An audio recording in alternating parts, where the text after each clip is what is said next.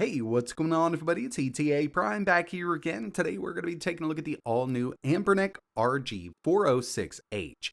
And to introduce this one to you, here's DJ Khaled. Another one. Another one. And another one. But in all seriousness, yeah, we've got another new handheld from Anbernic. And if you've seen the RG406V, this is basically the same exact thing, just in a horizontal design. And I know there are a few people out there that did want to see something like this because we do have a much more powerful chip than their XX line, but this has the same battery, same screen resolution, same Hall-based analog sticks, but with this, we do get a built-in D-pad, and I'll tell you, the D-pad on this thing is actually really good. Not a huge fan of these styles, but Anbernic has always been really good, well, I'd say 98% of the time, with their D-pads on their handhelds. Since this is using the same chipset as the 406V, we do get that more powerful UNISOC T820, which does put down some good performance for GameCube, Wii, PS2, and PSP. Much more power than the all-winner chips in their XX line. And this is running a very flexible operating system because with this, we do get Android 13 with access to Google Play right out of the box. So if you wanted to install some native Android games, not a problem to do so. And the overall design here is really nice. Now, obviously, we've got the white version, but they do offer a few different color variants. I'll leave some links in the description in case you're interested in learning a little more. But of course, like I mentioned, when it comes to the overall specs, they opted to use the UNISOC T820. It's a 6nm, 8-core ARM SoC, and with this, we get one big core. It's an A76 core up to 2.7, but we've got 3 more of those A76 cores up to 2.3, and 4 A55 cores at 2.1. The GPU is that Mali G57 up to 850 MHz, 8 gigs of LPDDR4X, 128 gigabytes of internal UFS 2.2 storage plus micro SD card support, 4-inch IPS display, 4:3 aspect ratio with a resolution of 960 by 720, 5 GHz Wi-Fi, Bluetooth 5.0, dual stereo speakers, 5500 mAh battery, and you can expect to get around 7 hours with the brightness on this thing set at 50%, and we're running Android 13. First and foremost, this is an Android-powered handheld gaming console. We do have access to Google Play, so you can head over there, download something like Minecraft. Runs really well on this T820. Call of Duty Mobile, another one that's going to work great. PUBG at those lower medium settings. And when it comes to something like Genshin Impact, which is definitely a harder one to run on these lower-end ARM chips, I would suggest low-medium mix at 30 FPS, or you could go to all low and try to hit 60, but it's usually around 46 FPS.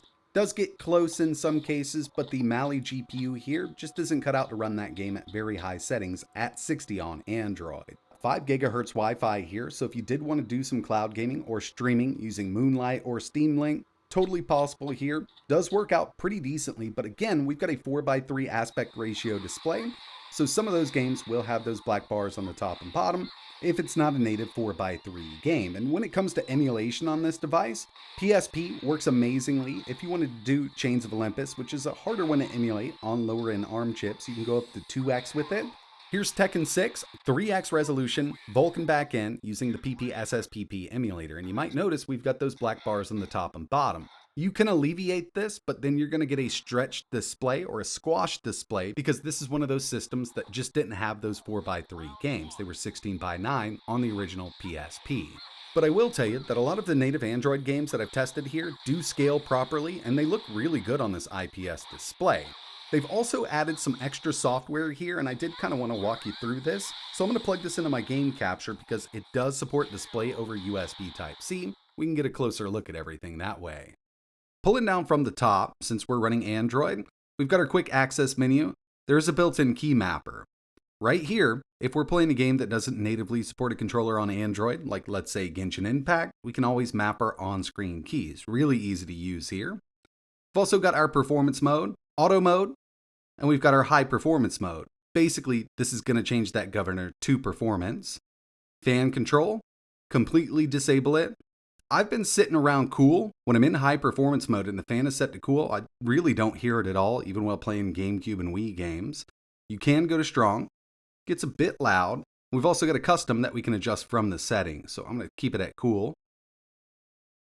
We can change the RGB directly from here. Few to choose from. We've also got a custom mode, and the marquee is the one that I personally like. You can also totally disable it. Controller mode. I like the Xbox mode, but if you want to go with the NAS mode or the Japanese style, totally possible to do so. And with this, you can actually set it to only button layout, only trigger layout, or both. But I'm going to go in Xbox mode here. That's how I've played games my whole life. I'm in the US, so I'm going to leave it right there.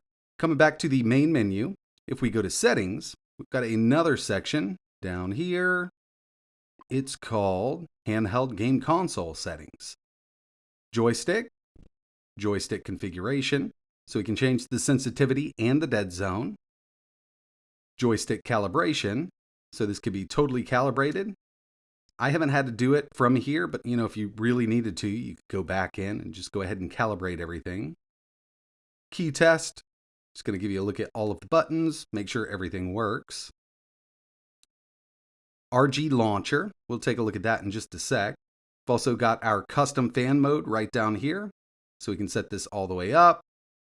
So you can really kind of dial it in, and you can always choose that auto, cool, or strong from here. And of course, full control over that built-in RGB around the analog sticks. The RG launcher is built in, and you can always install a third-party launcher if you want to, but pulling down from the top, we can go ahead and make sure this is enabled, and there we have it. This is really easy to use. There's a few different view modes now. If we press select, settings, theme style, default, we can go with theme 1. This one does look pretty good. It'll switch out those backgrounds for us. Theme 2, some people might like this one. Again, just a totally different look. And we've got one more here. Theme 3. I mean, it's really up to you. Personally, I like the first one or the default theme. Super simple. And it's just really easy to navigate. I've got all of my games on an SD card, automatically scan that directory for me. And if we head into, let's say, Neo Geo Pocket, got some artwork here, and it does look pretty good. It's just very easy to navigate. We can always exit it by turning it off from the quick menu. So yeah, we've got some customization options and some performance options there. Most people who pick something like this up are going to be thinking about emulation, and while the T820 isn't the most powerful chipset that we've seen in a handheld this year, but it does outpace the all-winner H700 by quite a bit, and I was actually really impressed by the T820's GameCube and Wii performance. Another thing that I've actually been running on this is Sega Saturn. I've tested a bunch of games here, and there were a couple that gave me some audio issues, but I'm kind of going to chalk it up to the emulator itself using Yobase and Shiro here. But overall, when it comes to PlayStation 1, Dreamcast, Sega Saturn, PSP, this chipset is more than enough for a majority of the games that are compatible with said emulators. Moving over to some Wii and GameCube emulation, again, that T820 surprised me, and it did with the 406V because we've got the same chipset here.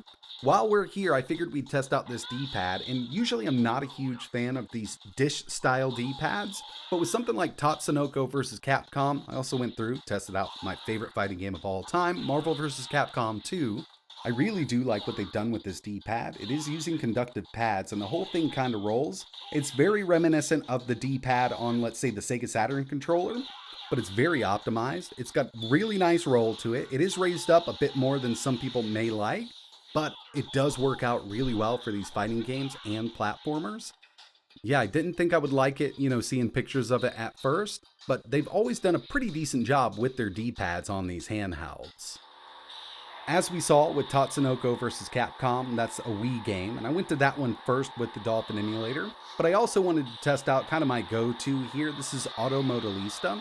I'm using the stock version of the Dolphin emulator. This is the one you can pick up from Google Play, but you could go with MMJ. But what I've noticed here is with the newer official versions of the Dolphin emulator on the T820, I've been seeing great performance at 1x resolution using the Vulkan backend with this T820. Overall, I do like the form factor. Ergonomics are great. This D-pad is way better than I thought it would be. Love these Hall-based analog sticks, great conductive pads underneath all of these buttons here, and we've got those analog triggers around back. I use those mainly for racing games. Now I wanted to talk about pricing, and at the time of making this video, it's not live over on their website or AliExpress, but they're stating that retail on this is $168. So it is on the higher end for these Anbernic devices. Usually we're seeing, around $60 for the lower end XX stuff, but you got to factor in that much more powerful chipset here. In the end, it's really going to be up to you. Basically, what we've got here is a stretched out RG cube, or the RG406V, and the V stands for vertical with that one, in a horizontal platform, hence the H at the end of this one. But that's going to wrap it up for this video. I really appreciate you watching. Let me know in the comments below what you think about this device here. Is it offering enough performance for you? Is it the right form factor? Are you going to skip this one altogether? Are you not going to worry about these ARM devices and go over to x86? Let me know your thoughts down below, and as soon as I get the official links, I'll leave them in the description. But that's it for this one, and like always, thanks for watching. And another one.